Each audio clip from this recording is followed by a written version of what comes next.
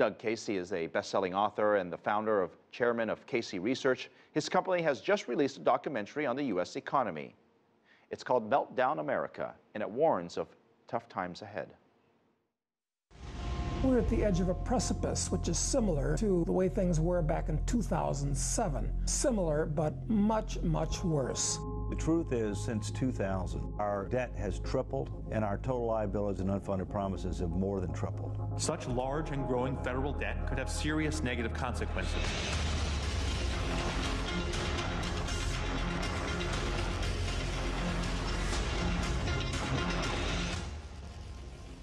Not for the weak of heart. From a U.S. economic perspective, Doug Casey recently sat down with CCTV's Jessica Stone, and he told her why he thinks the worst is yet to come for the U.S. economy.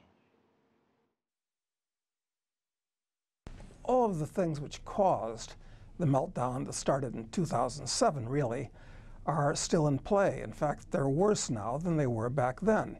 There's much more debt in the world than there was now. The Federal Reserve has shot all the arrows in its quiver by creating, over the last 5 years, about $5 trillion worth of new currency units that are currently just sitting in the banks, but they'll come out of the banks, and that's going to result in high retail inflation. They've created, in the process of doing that, they've created a gigantic bond bubble.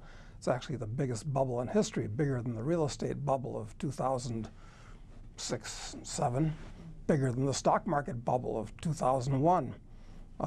We're in the midst of a bond bubble right now, so there's nothing has really changed. It's gotten worse. It's just been papered over by the creation of all these new currency units. There are about, nobody knows for sure, but about 8 trillion US dollars outside of the US. It's been a major export of the US for many years.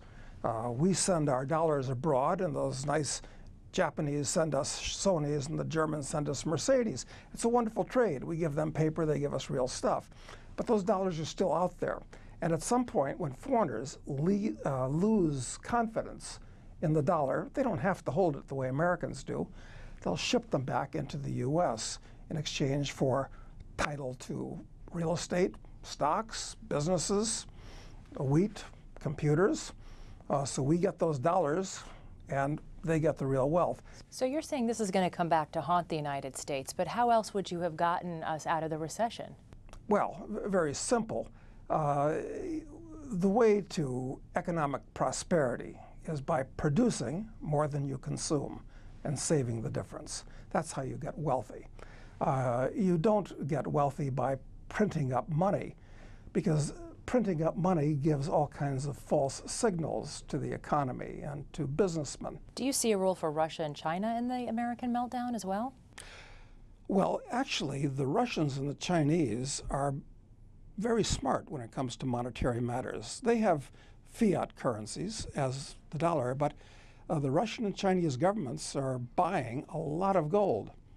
And at some point, the ruble and the yuan could come out and become the new international currency. And when they do, I expect it'll be a gold-backed ruble or a gold-backed yuan.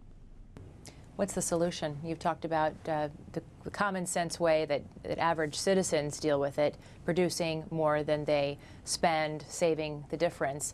The U.S. is beginning to produce more, bringing back manufacturing to this country. That's certainly the Obama administration's approach to solving the problem of creating something in the United States. Is that a direction? And if not, what is the right direction? Well, I'm unconvinced that that actually is what they're doing.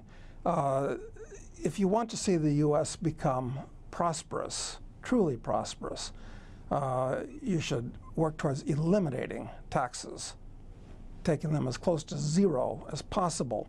Across the board, no taxes on anything. Basically, if you want something. How do you fund schools, roads? Well, how do you buy your car? You save money and you buy your car.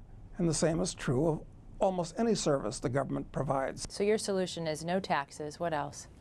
I think that anything you want and need, or society wants and needs, will be paid for by the people in society, okay? As far as regulations are concerned, most of these agencies that fill Washington, D.C. and bedevil businessmen and consumers both should be abolished. from the Department of Agriculture, which is about the oldest one.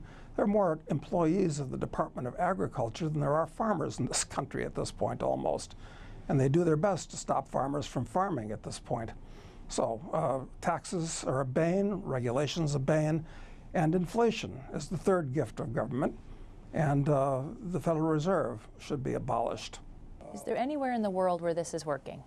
I would say the places that it's come closest to what I'm advocating are places like Hong Kong and Singapore. Very low taxation, very minimal taxation, very, very little regulation. And that's what's turned both of those places from totally backward, awful places after World War II, full of ignorant Chinese peasants, to having to being the wealthiest places on the planet at this point. So the solution is a free market, free minds and free markets.